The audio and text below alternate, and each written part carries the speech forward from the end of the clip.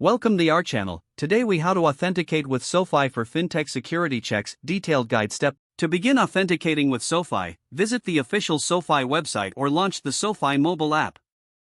Log in to your existing SoFi account using your credentials.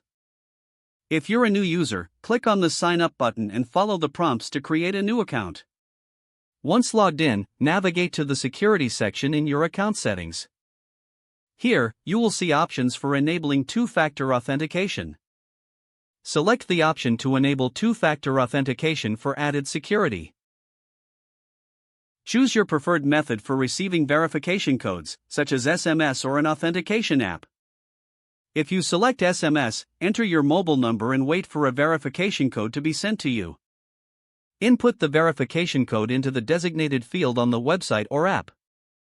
If you choose an authentication app, download an app like Google Authenticator or Authy. Scan the QR code provided by SoFi using the authentication app. Once scanned, the app will generate a unique code for you. Enter this code in the verification field on SoFi. After successfully enabling two-factor authentication, ensure that all your personal information is up to date. Check your email settings to verify that your email address is accurate and accessible. Next, review your connected bank accounts for any potential security issues. If any unauthorized accounts are linked, remove them immediately. Regularly update your password to maintain account security.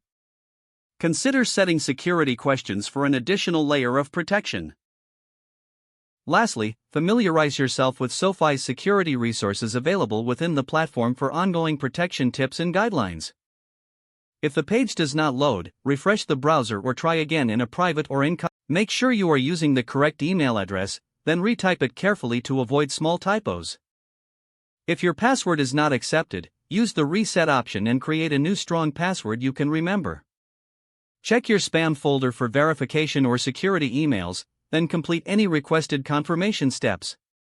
Enable two-factor authentication if available to improve account security and reduce unauthorized access risk.